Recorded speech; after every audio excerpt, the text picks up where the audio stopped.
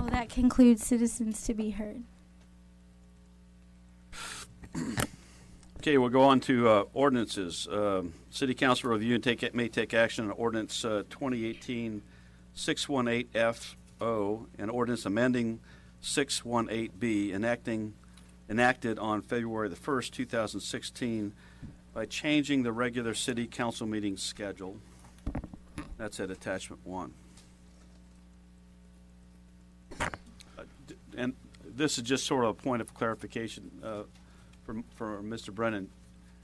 There was a comment made that the last meeting we didn't, the council didn't properly, I don't know if you'd call it advertise, but make the motion.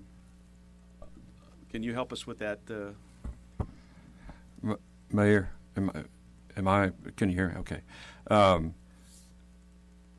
You don't have to use magic words to make a motion to approve or to forward an ordinance to the next election. It's my understanding that at the last meeting, a motion was made and passed or adopted to approve this first reading of the ordinance, and that has the legal effect of passing it to now. And it has to be presented again and considered and voted on and so forth. But if there was a motion at the last meeting to approve it, then it was sent from that meeting to this meeting with approval. So it's your opinion that was proper and what we're doing here is proper? Yes, sir. Okay, Yes. Thank you. Can I ask one quick question? Let's do Well, this. I want to. I This want to is know. what I would like to do. I'd like to have a motion to proceed, and then we'll have some discussion. Mayor, I move that we approve ordinance number 2018-618FO.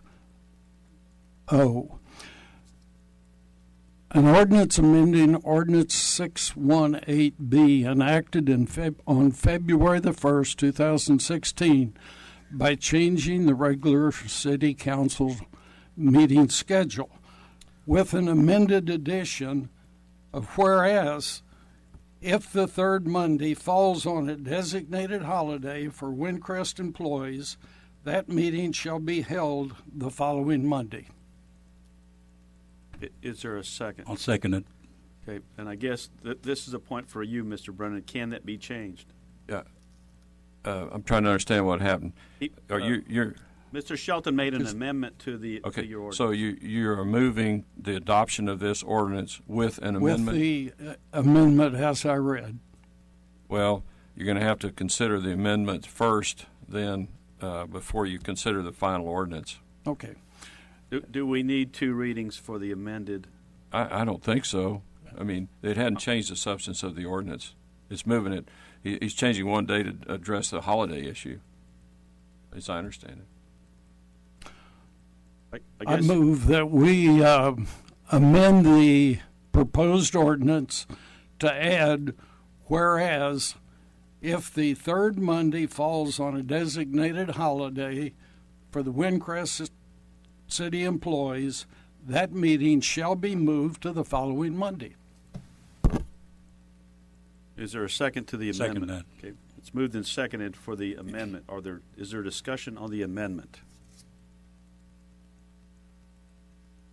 I'm unclear. I don't know Well, that. as I understand it, Mr. Brennan, you can help me out. We have to vote on the amendment.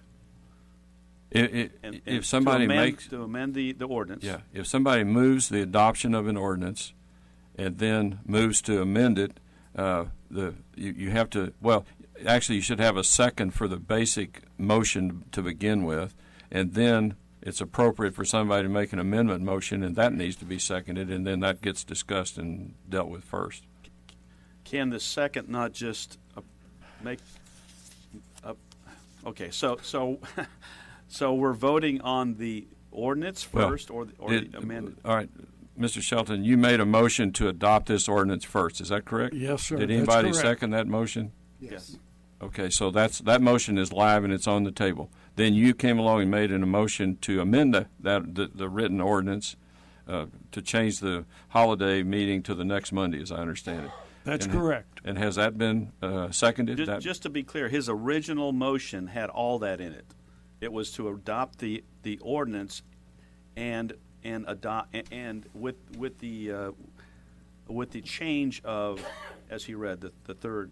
So his original motion was the ordinance plus a change. That was seconded. All right. Can we proceed with that, or do we need to do? I think it ought to be made clear that did you make a motion to adopt the ordinance as it's written? Okay, I did, but I added an amendment. I'll withdraw those and start over. Okay. I move that we approve ordinance number 2018-61FO, an ordinance amending ordinance 618B enacted on February the 1st, 2016 by changing the regular city council meeting schedule. Okay, we're just going to vote second on the Second now. second on the. This is just the original ordinance. Okay. Discussion. I think that we need to address the fact that a lot of people came up to this podium and discussed the fact that it might not be prudent to cut down to one meeting a month. I mean, we haven't even started our agenda items yet, and we've been here for an hour and a half. Does it make sense to cut our meetings down to once a month? I mean, we need to get the business of this city done, and I think it is not prudent and it is not wise to limit our ability to do that by making us meet only once a month. This was a Well, special. actually, Hold on. You want to speak? Sure. Mr. Shelton, you're recognized. Actually, I'm going back to the way the charter was written and voted on by the people. Anyone else? You Yes, sir.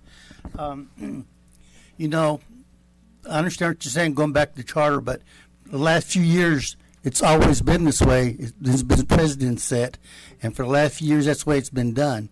So there's precedents on that, and that's the way it's done. Now, last meeting, I was in elected officials training on that Friday, and I got the information that Friday, but to my chagrin, I was in elected officers training, officials training. I got over 1,000 pages to read. And so that meant Friday night, Saturday, and Sunday, I had to plow through 1,000 pages. Did I do the best job I could have reviewed and analyzed and evaluate? I did in the couple of days I had. But that wasn't prudent, and that's not the way we've done business in the past. And it's just not the way we should do business. Thank you. Anyone else want to be recognized? Well, I'd just like to state that it doesn't say in the charter that we only have one meeting. It says the number of meetings as is deemed necessary. So if we're going to say we're going back to the charter, let's be truthful about that, because the charter does not say one meeting. And if it did, the only way we could change that is if the citizens voted for more than one meeting. So I just want to make sure we're clear. Well, to follow up and be clear also, it says the regular council meeting will be the third Monday of the month. Of course we can have special meetings. Those are very necessary from time to time. We're not trying to eliminate that. Anyone else?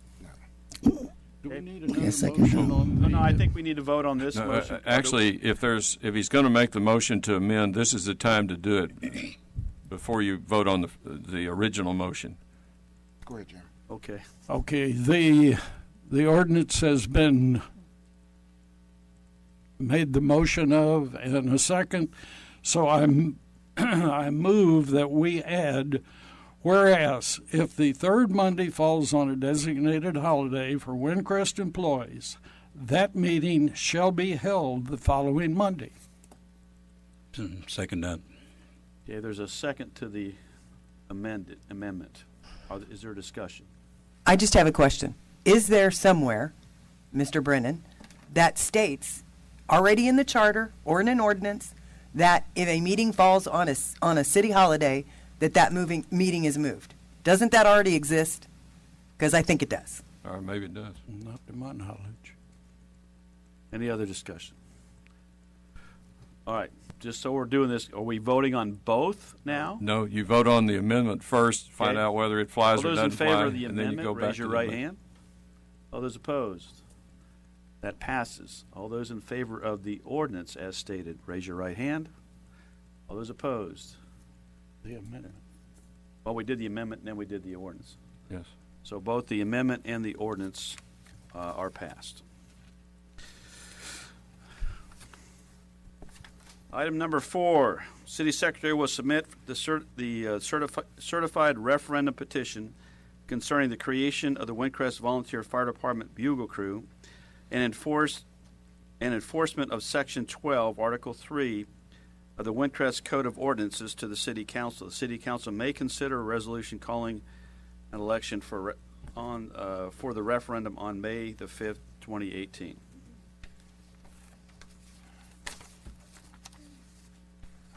So I'm really not sure how this is supposed to go, but me and Mike spoke and said that I'm just formally letting you know. I know I've emailed all of you a copy. So you do have those copies. I do have a copy here. Mayor, I can give it to you if you'd like me to make physical copies for the rest. I can do that as well. You have a copy of The referendum.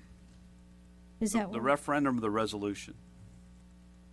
Okay, I'm submitting. Go ahead. Well, she's submitting the Oh. certified petition, I believe. Isn't that correct, Kelly? I'll give it to you And I believe we got that via email. to make a formal submission. But let me go ahead and pull up the Okay. reso for you. And we had people that requested to speak on this item too.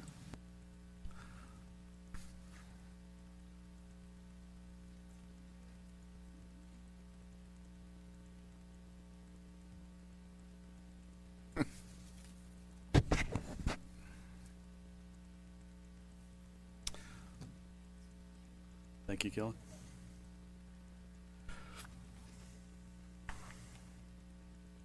Okay, since we are about to look at a resolution, we will, I think that would be the next action. We will hear from the citizens to be heard who wish to speak on this.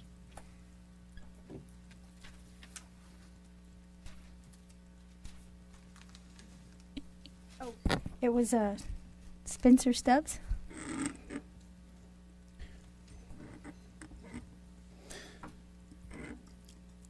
Good evening, council members and staff. Is this working? It is. Okay. My name is Spencer Stubbs, and I've lived in Windcrest for almost 20 years. I work for the Bexar County Sheriff's Office, but I come here as a citizen of Windcrest today. In general, I've always been proud to live in Windcrest. And with full disclosure, I've been married to Joan Pedrati for 21 joyful years in April. Now, please bear with me. Imagine an institution that has served the public for more than 50 years, but was disbanded in the dark in the blink of an eye. And then imagine an organization was created without public input or knowledge, based upon a nebulous agenda item stating discussion and action on tax status of the Windcrest Volunteer Fire Association. An agenda item that, when compared to others that have been struck down by the Court of Appeals and the Texas Supreme Court as too vague to give notice to the public, pales in comparison. Now imagine this organization was created in the shadows, was created without the benefit of an ordinance. And then imagine an agent of the city entered into a contract with this fraudulent organization to provide services to the city in violation of the city charter. And imagine this organization collected in excess of $20,000 in donations after being informed by their legal counsel that they could collect donations without a charitable tax status as long as they did not expend any of the funds they collected, after which they spent over $8,000. Now imagine months later, when these organizations colluded, knowing that they had no legal standing and were going to be exposed, they attempted to backdate the check by introducing an ordinance before City Council that would have made their actions somewhat less revolting. Now, I'm a criminal investigator. And as a criminal investigator, I have questions and I have observations. First, my observations. If you look at the facts, It seems that a fraudulent organization deceived the public and took over $20,000 from them. Kind of like the guy who calls on the phone claiming to be an IRS agent and tells you that you owe them money.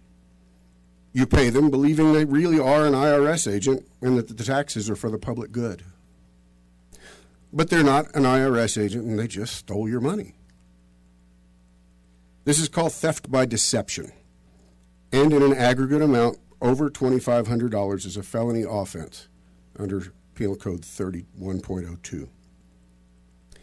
In being a good investigator, I noticed clues. Like when an officer asks to speak to someone and they run. That running is what we call a clue, an indication of guilt and a building block of probable cause.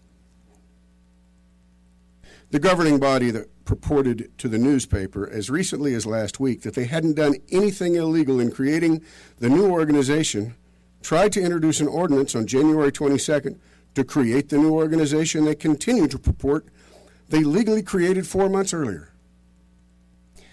As one of my favorite judges used to say, it doesn't pass the smell test. As a criminal investigator, we call this a clue. And in this case, it's a tacit admission of guilt and a building block of probable cause. And had it not been for the good citizens of Windcrest filing their revolt against this organization, their plan would not have been thwarted. So here are my questions. Where do we go from here? Number 2, how many people are involved in this deception? Does it rise to the level of organized crime pursuant to the RICO statutes? For those of you who are not aware, that the Racketeer Influenced and Corrupt Organization Act allows for the leaders of an organization to be charged with the crimes they ordered others to commit. Number 3, how much more money is involved? Because greed is the most likely motive for people to act like this. Number 4, is there someone who can follow the money? Number 5, with as much chicanery in something at this level, how much duplicity is going on in the really big multi-million-dollar projects like the Senior Center next to Home Depot and the development of the IH-35 plot? And number 6, given the current climate and the political climate, would this be a Bexar County DA matter or would this go to the AG's office? Because in my experience, someone willing to break one law is willing to break others, especially when the reward is so much greater. Thank you.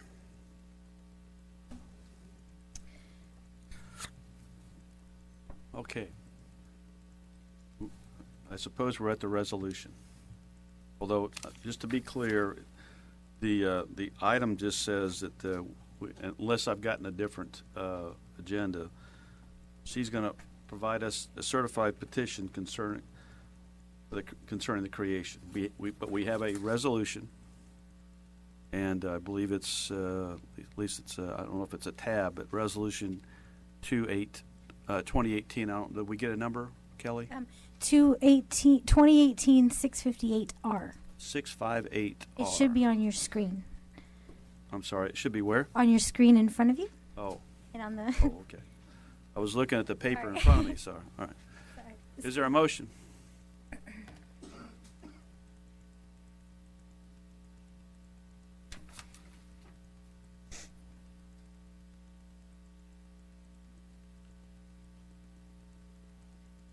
There is no motion for the resolution. Oh, I move. I'm sorry.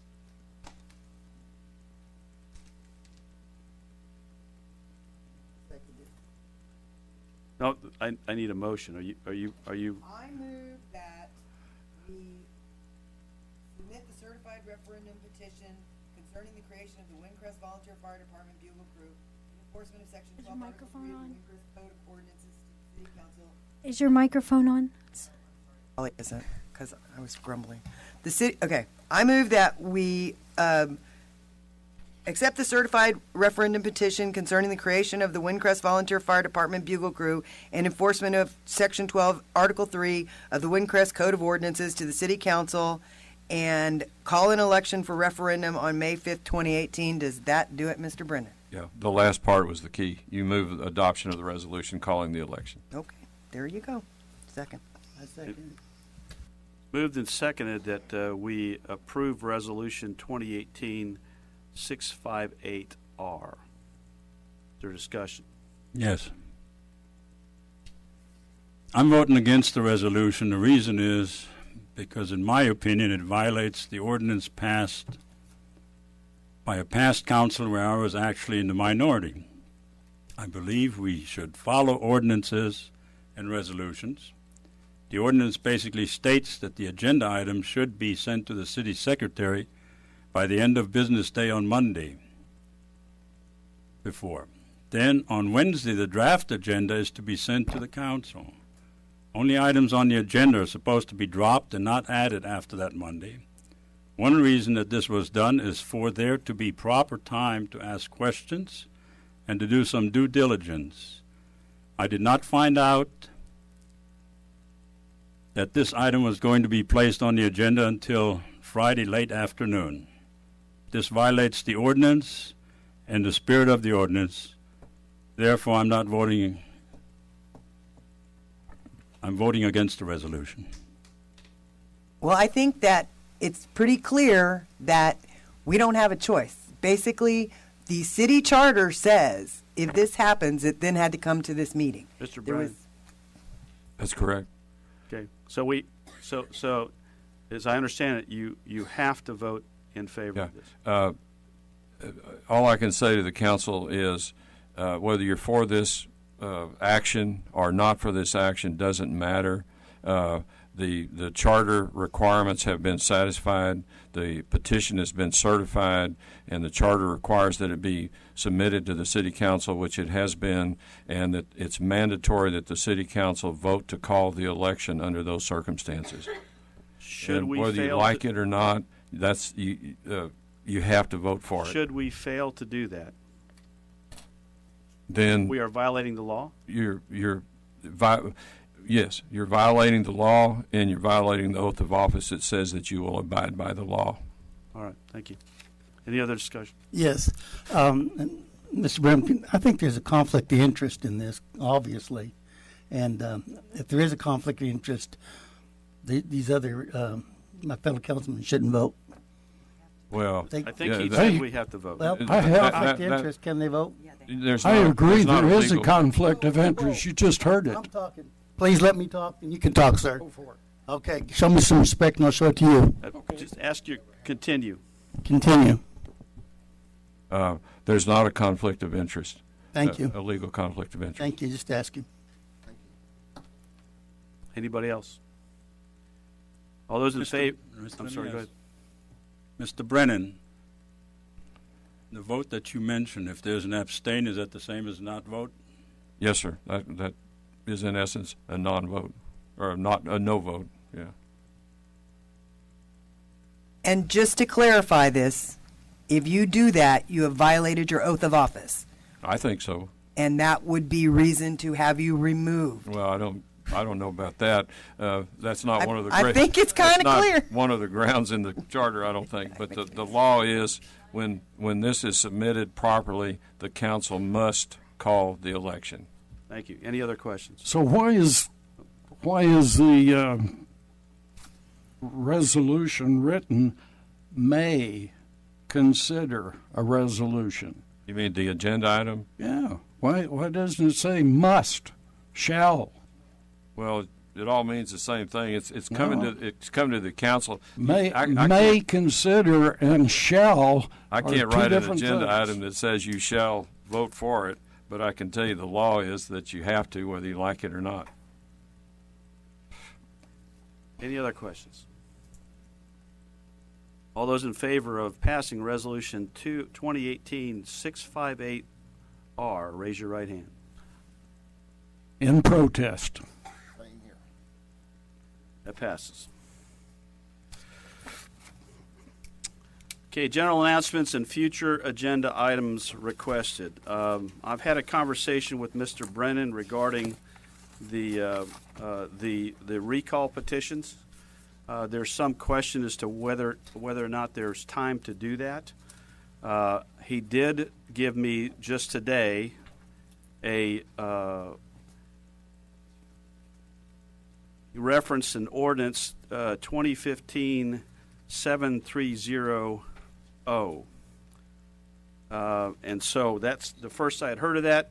I would like to know, I guess from Kelly, because I looked this up in the ordinances, and there is beside that on the website, 2015-730 or 7300, it says uncodified. Do you know what that means? Because I couldn't find any other ordinance in our list of ordinance that was uncodified. It means that Muni Code, that it was passed. It means we did what we did, but it hasn't been added to the code yet. It's not codified.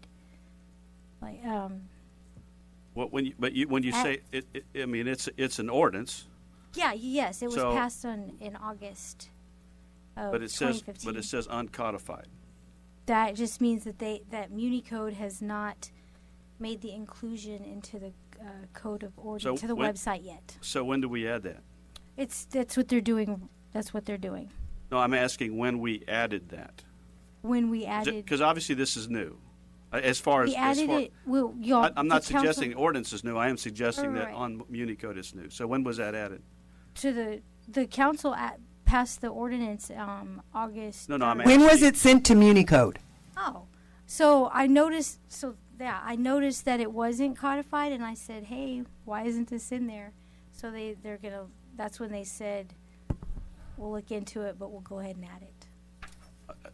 And I guess I didn't hear the first part of your question. When was it added? When did you tell them to put it?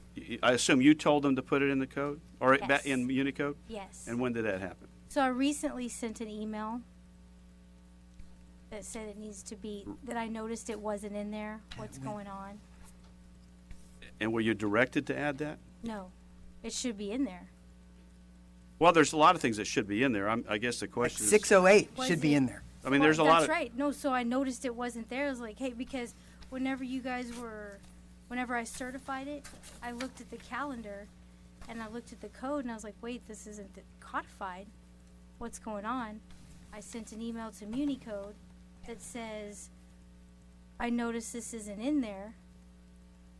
Okay, because going you on? understand, I mean, this ordinance may, if someone interprets it, change some things that were not part of what someone, if they were looking at the ordinance,